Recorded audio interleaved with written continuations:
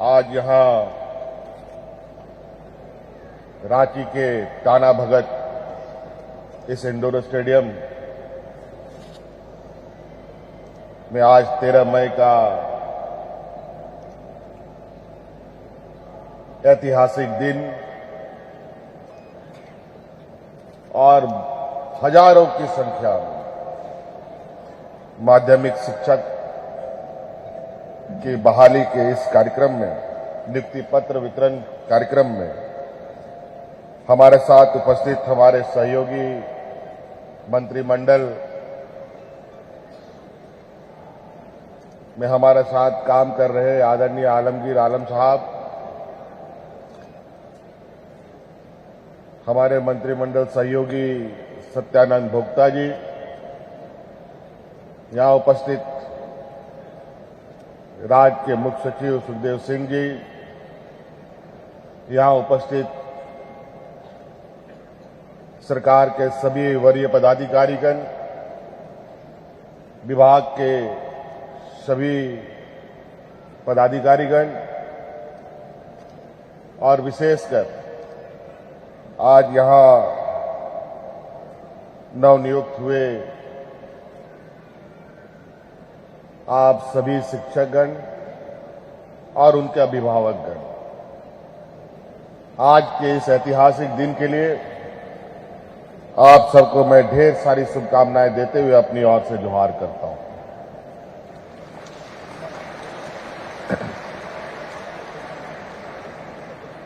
आज का ये दिन बहुत ही महत्वपूर्ण है।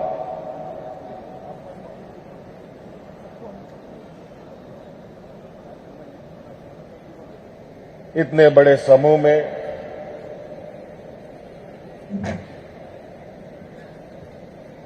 शिक्षकों की नियुक्ति हो रही है, वो भी माध्यमिक शिक्षकों की नियुक्ति है।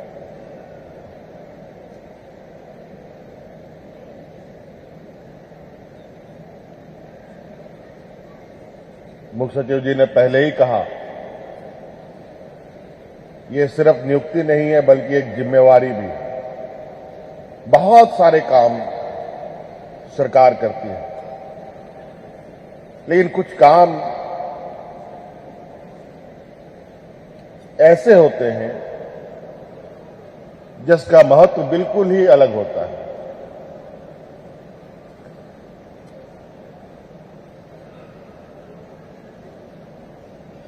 जैसे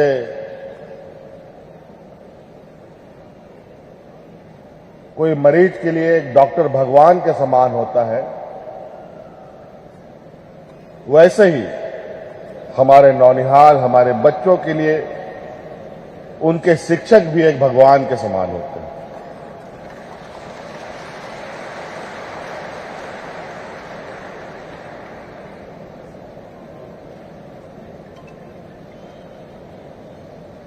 और हमने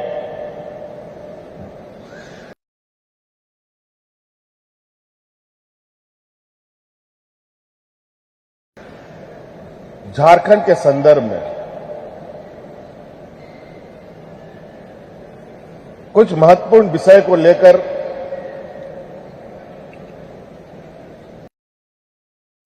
गांठ बांध रखी है कि उस समस्या का समाधान किसी न किसी तरीके से हमें निकालना है।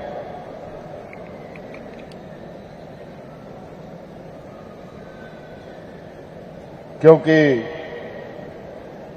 इस राज्य का जन्म, इस राज्य का अलग राज्य की स्थापना के लिए ना जाने कितने लोगों ने शहादत दिया है।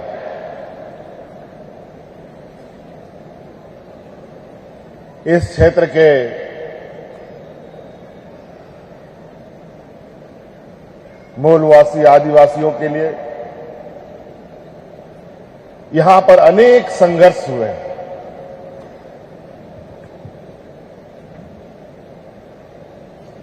और यह संघर्ष इतना लंबा चला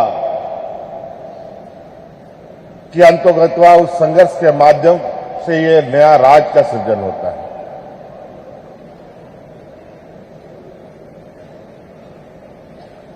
और आदरणीय दिसंबर गुरु जी के नेतृत्व में 2000 ईस्वी में ये राज हमें मिला। लेकिन राज बनने के बाद आज भी झारखंड प्रदेश देश का सबसे पिछड़ा राज्य है।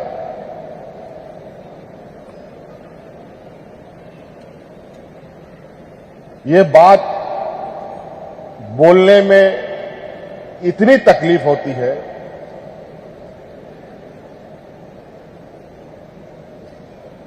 कि आप अंदाजा नहीं लगा सकते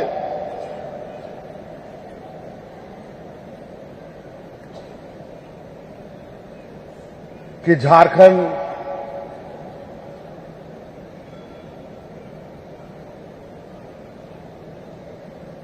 जहां पर खनिज संपदाओं का भरपूर भंडारण हो और उस खनिज संपदा से पूरे देश दुनिया का घरों का रोशनी जलता हो, बड़ी बड़ी कंपनियां चलती हों, आज वो राज्य देश का सबसे पिछड़ा राज्य है।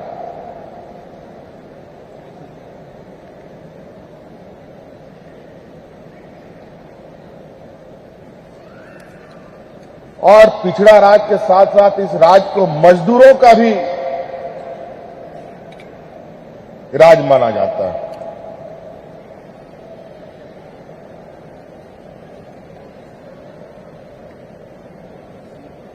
तो क्या हम अपने आप को पिछड़ा राज्य, मजदूरों वाला राज्य कहने में गौरवान्वित महसूस करेंगे?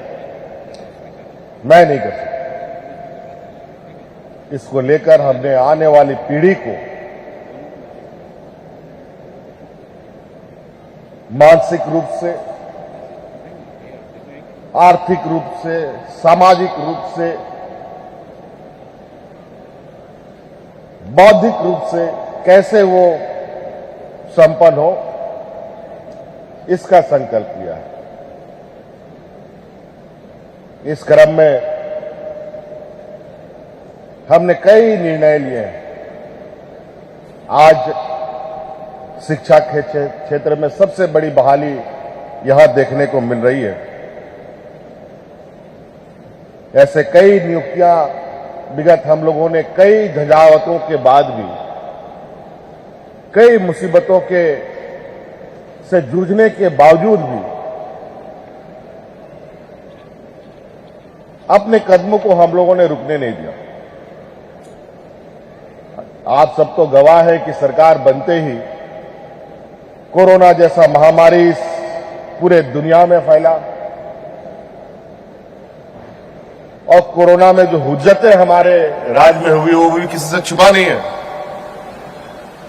और उस महामारी को भी सीमित संसाधन में, जहां डॉक्टर नहीं, अस्पताल नहीं, अच्छी स्वास्थ्य सुविधा का घोर अभाव के बावजूद भी हमने उन 2 साल को शांतिपूर्वक बिना किसी शोर शराबे के, अफरा तफरी के इस राज्य के लोगों को सकुशल बचाने का काम किया। वो तो महामारी आई, पूरे दुनिया में फैली और ज्यों ही हम इस राज्य को एक दिशा देने के कदमों की ओर आगे बढ़े, एक और महामारी देश के अंदर आ गया जिसका नाम है सीबीआई, ईडी। पूरा देश उससे ग्रसित है। हमारे राज्य में भी इसका विचरण होने लगा। हम बोले चलो खोजबीन करो।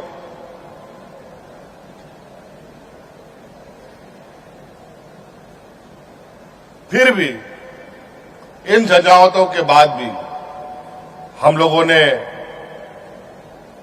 अभी कल परसों ही 10 मई को पहली बार मुझे लगता है राज अलग होने के बाद सहायक लोक अभियोजक की नियुक्ति हुई। लगभग 107 लोगों की हम लोगों ने नियुक्ति की। इसी प्रांगण में, इसी टाना भगत इंडोर स्टेडियम में लगभग 250 से अधिक जेपीएससी के हमारे नौजवानों को नियुक्ति पत्र हमने दिया था। जो जेपीएससी पहले एग्जाम लेती थी, कब उसका परिणाम प्रकाशित होगा, कब नियुक्ति मिलेगी, सबकी उम्मीद खत्म सी हो गई थी। लेकिन हम लोगों ने, मुझे लगता है कि 20 वर्षों में पहली वो नियुक्तियां थी जो निश्चित सीमा से पहले हम लोगों ने रिजल्ट प्रकाशित करके उन बच्चों को नियुक्ति दिया और आज पदाधिकारी के रूप में आज हमारे राज्य में राज्य की सेवा में लगे हैं। और आप सुनकर हैरान होंगे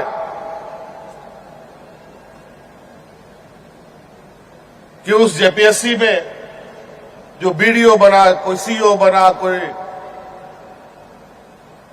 कलेक्टर बना, दुनिया भर के अलग अलग विभागों का पदाधिकारी के रूप में बने, उनमें से 30-35 बच्चे ऐसे थे जो बीपीएल परिवार के थे,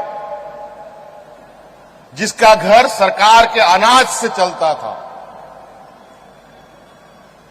मजदूर का, किसान का बेटा बेटी लोग था।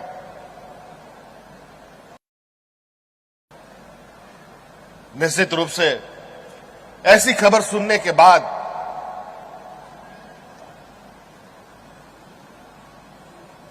हमें एक अलग ताकत मिलती है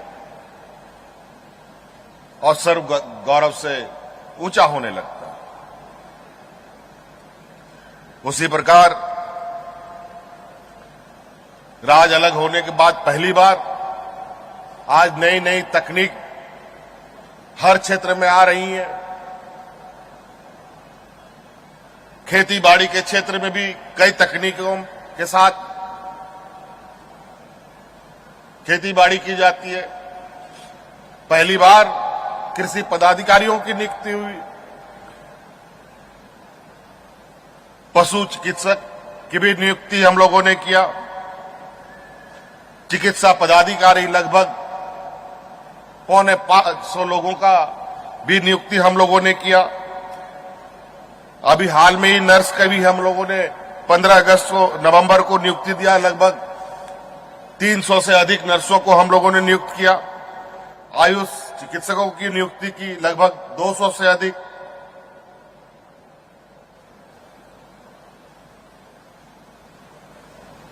कई ऐसे हैं। और अभी निजी क्षेत्र में भी, ये तो सरकार के अधीन कार्य करने वाले लोग थे, इसके अलावा कई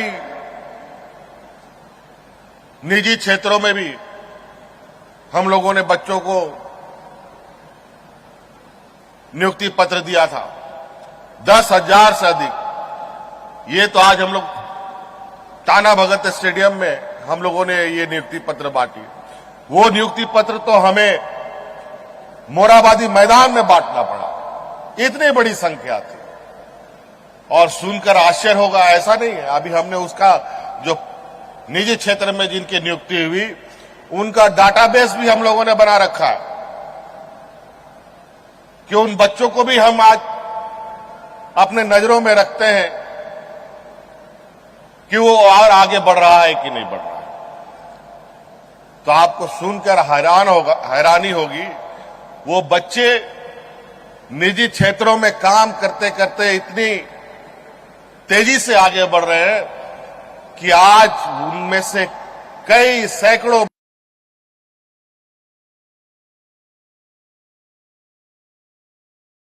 बच्चे, कोई सिंगापुर चला गया, कोई दुबई चला गया, कोई और अलग अलग।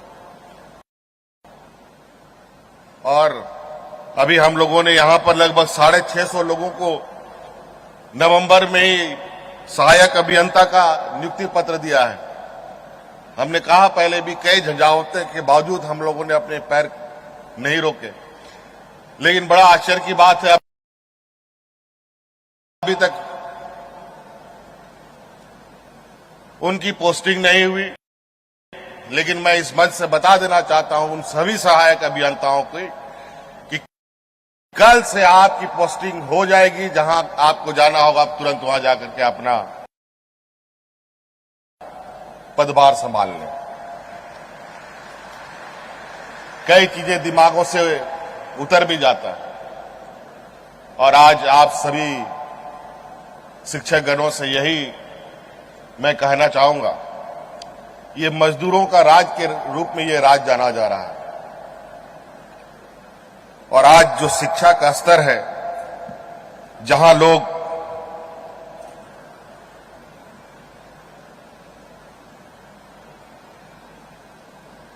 मशीनों से पढ़ाई कर रहे हैं, बड़े बड़े डाटाओं के साथ उनकी पढ़ाई हो रही है, आर्टिफिशियल इंटेलिजेंसी की पढ़ाई अब चरम पर है और बड़े बड़े उद्योग भी अब धीरे धीरे मशीनों के सहारे उन उद्योगों को चलाना चाहते हैं। अगर हमारे बच्चे पढ़े लिखे या स्किल्ड नहीं होंगे तो आने वाला समय में उनको मजदूरी भी नहीं मिलेगा।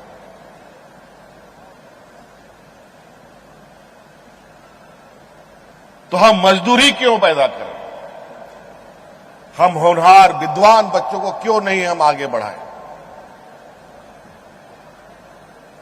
आज मैं उत्कृष्ट विद्यालय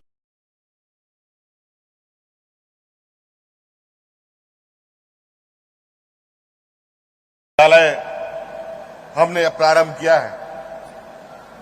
अब सरकारित भी स्कूलें चलेंगे और इसके लेकर पहले चरण में हम लोगों ने 80 उत्कृष्ट विद्यालय बनाए हैं। ये आगे चल करके 5000 से अधिक इनकी संख्या होनी है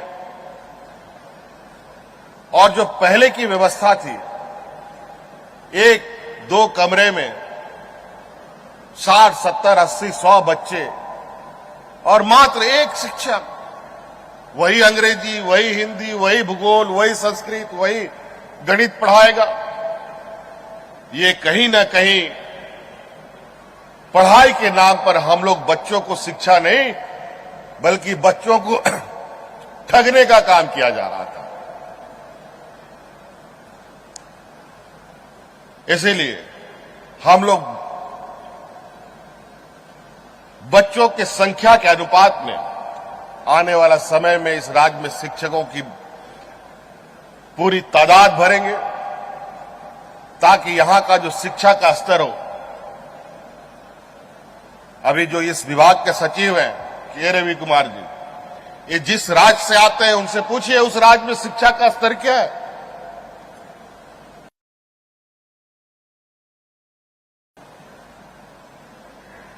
उस राज्य में 90% से अधिक लोग शिक्षित हैं और हम यहां पर अभी 50-60 में अटके हुए हैं, वो भी कागज में। असलियत में क्या है,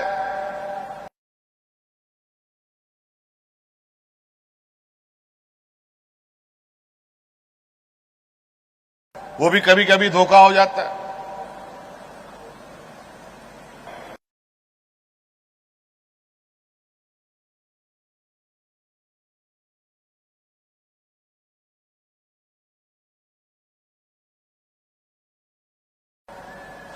चिकित्सा पदाधिकारी लगभग 450 लोगों का भी नियुक्ति हम लोगों ने किया। अभी हाल में ही नर्स का भी हम लोगों ने 15 अगस्त को नवंबर को नियुक्ति दिया। लगभग 300 से अधिक नर्सों को हम लोगों ने नियुक्त किया। आयुष चिकित्सकों की नियुक्ति की लगभग 200 से अधिक।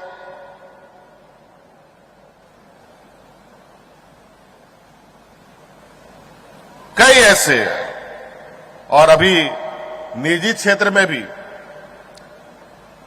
ये तो सरकार के अधीन कार्य करने वाले लोग थे। इसके अलावा कई निजी क्षेत्रों में भी हम लोगों ने बच्चों को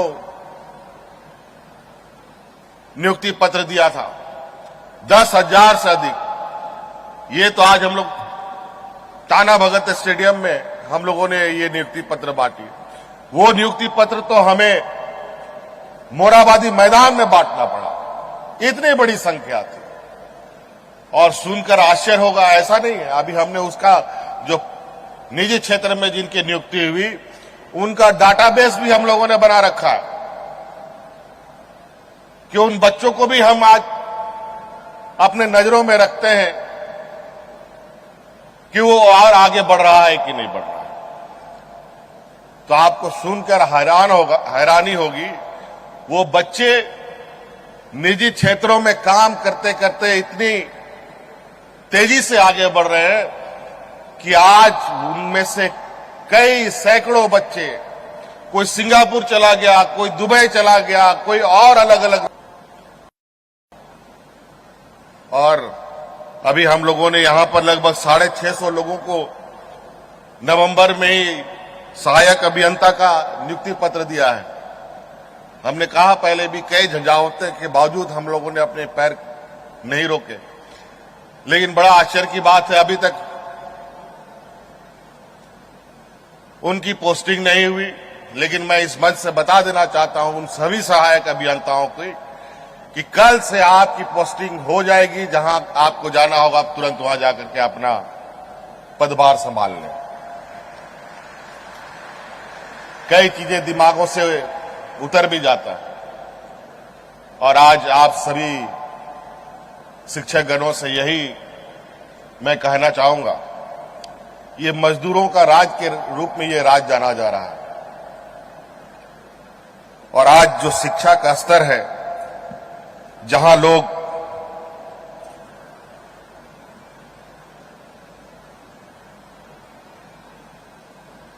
मशीनों से पढ़ाई कर रहे हैं,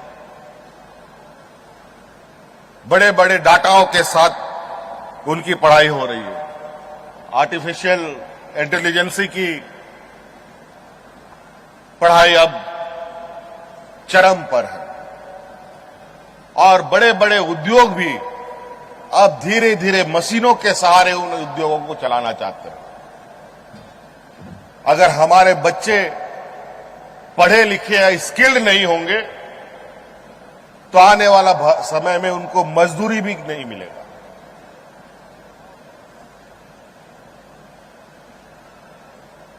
तो हम मजदूरी क्यों पैदा करें?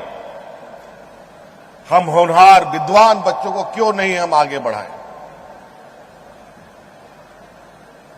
आज मैं उत्कृष्ट विद्यालय हमने प्रारंभ किया है।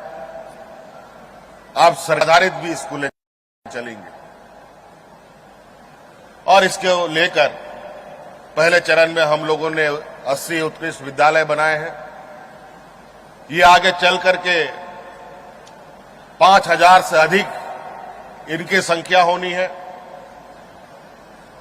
और जो पहले की व्यवस्था थी, 1-2 कमरे में 60, 70, 80, 100 बच्चे और मात्र एक शिक्षक, वही अंग्रेजी, वही हिंदी, वही भूगोल, वही संस्कृत, वही गणित पढ़ाएगा। ये कहीं ना कहीं पढ़ाई के नाम पर हम लोग बच्चों को शिक्षा नहीं बल्कि बच्चों को ठगने का काम किया जा रहा था। इसीलिए हम लोग बच्चों की संख्या के अनुपात में आने वाला समय में इस राज्य में शिक्षकों की पूरी तादाद भरेंगे ताकि यहां का जो शिक्षा का स्तर हो। अभी जो इस विभाग के सचिव हैं के रवि कुमार जी, ये जिस राज्य से आते हैं उनसे पूछिए उस राज्य में शिक्षा का स्तर क्या है। उस राज्य में 90% से अधिक लोग शिक्षित हैं और हम यहां पर अभी 50-60 में अटके हुए हैं, वो भी कागज में। असलियत में क्या है वो भी कभी कभी धोखा हो जाता है। उस उत्कृष्ट विद्यालय को उत्कृष्ट बनाए रखने की पूरी जिम्मेवारी अब आप लोगों के कंधे पर होगी।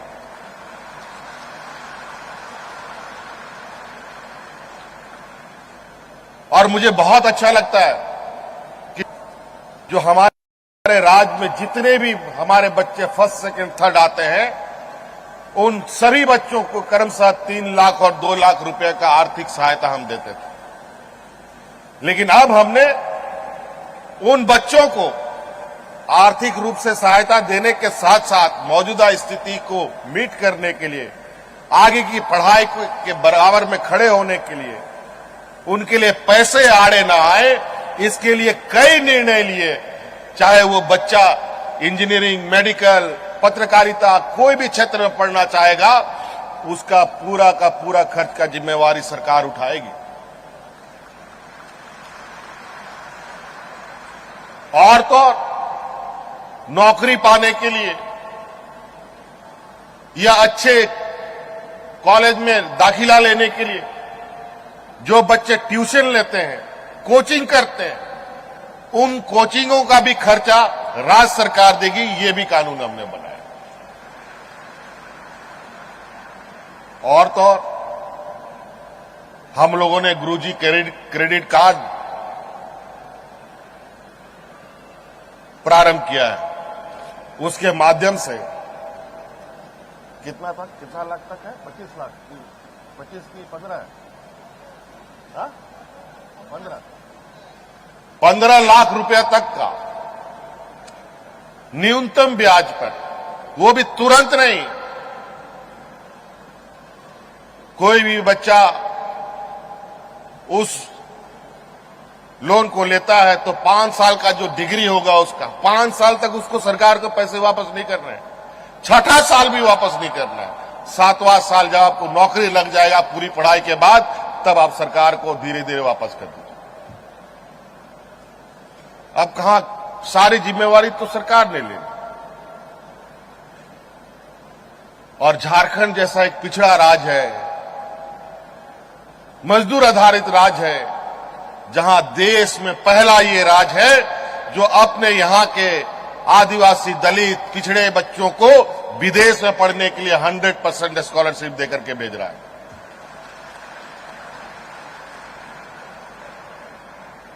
यहां का कौन आदिवासी, कौन दलित, कौन पिछड़ा विदेश में पढ़ने का सपना देखता था?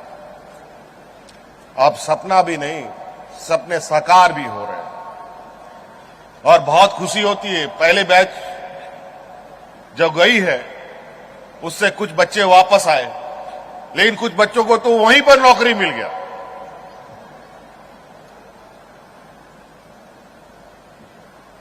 ये अभी नहीं दिखेगा, ये बीज है, बीज। और उस बीज के रखवाली के लिए आज आपको ये जिम्मेवारी दी जा रही है। उस बीज को आपको पानी देना है, बड़ा करना है, और इस राज्य के लिए फल उनको देने के लिए तैयार करना है। मुख्य सचिव जी ने बड़ा अच्छा एक बात बोला कि आप गांव जाइए,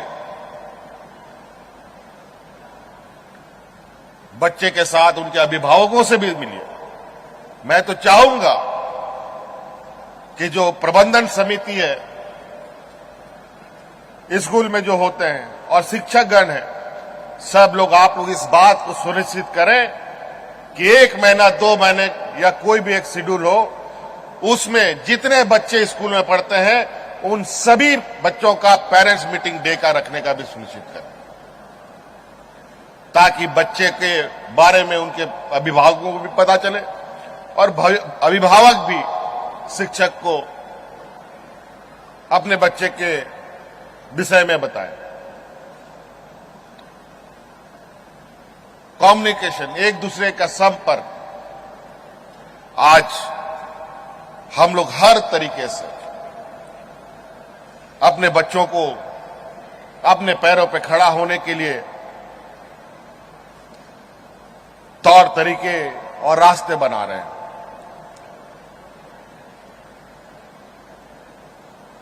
और इसमें सबसे बड़ी बात आती है मातृभाषा की। मां की भाषा जो होती है, उसके माध्यम से, चूंकि बच्चा जब जन्म लेता है तो सबसे पहले अपनी मां की ही भाषा सीखता है, अपने घर की भाषा सीखता है।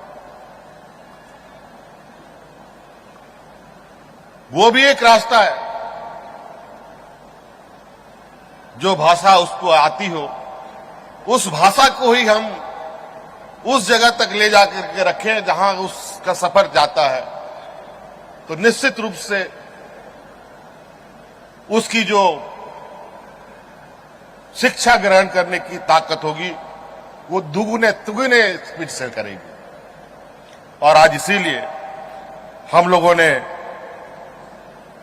नागपुरी, मुंडारी, करमाली, उड़िया, हो, संथाली, बंगला, सभी क्षेत्रीय भाषा के भी शिक्षक नियुक्त किए, संस्कृत के भी हैं,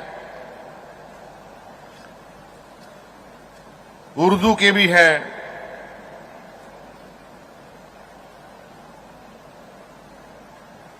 कई चीजें।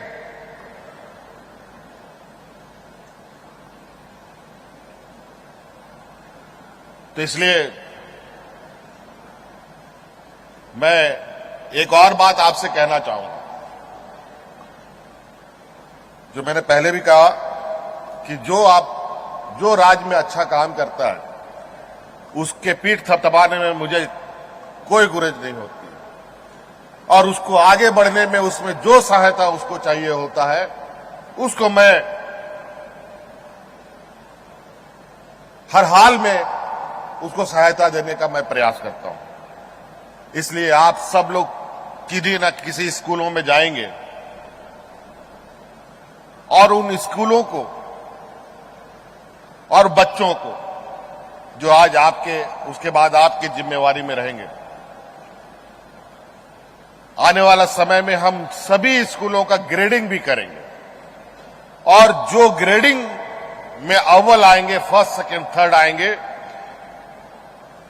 उन सभी स्कूल के जो शिक्षकगण होंगे, टीचर होंगे, संबंधित जो विषय होगा, उन सब विषयों को प्रमोट करने के लिए विशेष रूप से आप लोगों के एक अलग पैकेज के रूप में एक पुरस्कार दिया जाएगा, जो मैं अभी आपके सामने जिक्र नहीं करना चाहता।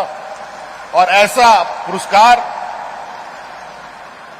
जो आप कभी सोच नहीं सकते, क्योंकि हमें आपके मनोबल को बढ़ाना भी है, ताकि और आपके माध्यम से आसपास की स्कूलें सीखें।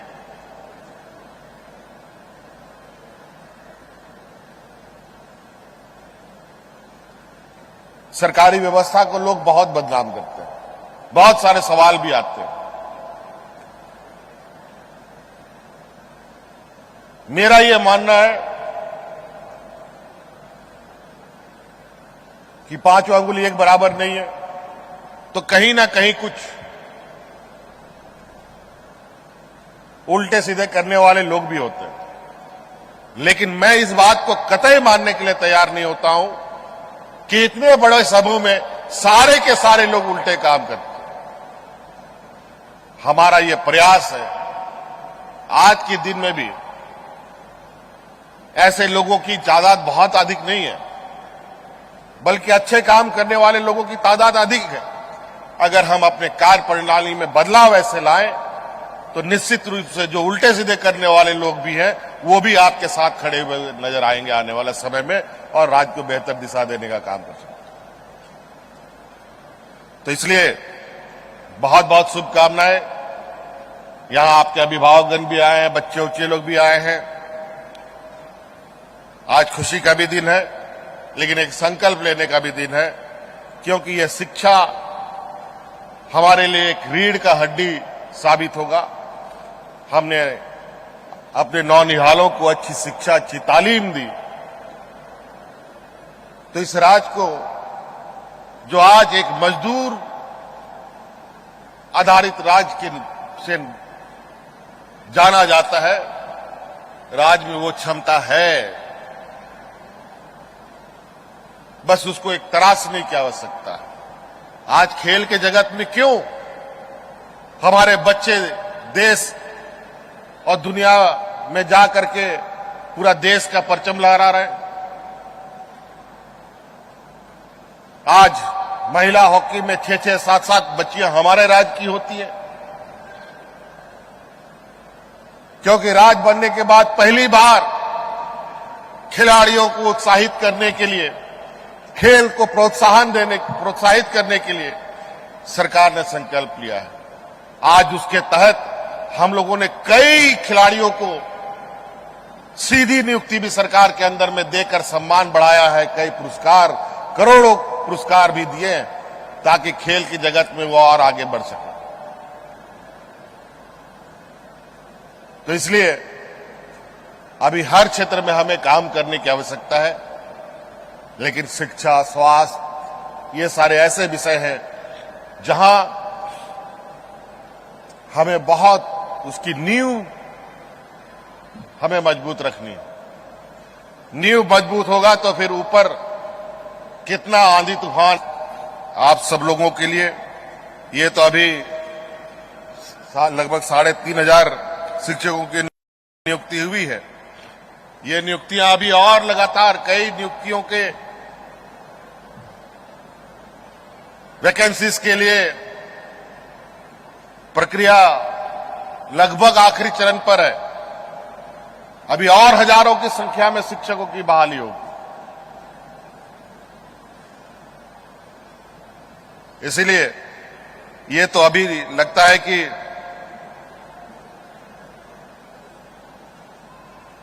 जो हमारे शिक्षा के क्षेत्र में आज का दिन ऐतिहासिक दिन और एक मील का पत्थर साबित होगा हमारे नौनिहालों के लिए, हमारे बच्चों के लिए और हमारे सुदूर ग्रामीण क्षेत्र के किसान भाइयों, मजदूरों के लिए।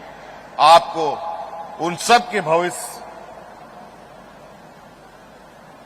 में एक नई बदलाव की एक नई जिम्मेवारी आप मजबूती से उठा पाए, मेरी ओर से बहुत बहुत शुभकामनाएं देते हुए मैं अपनी बातों को समाप्त करता हूं।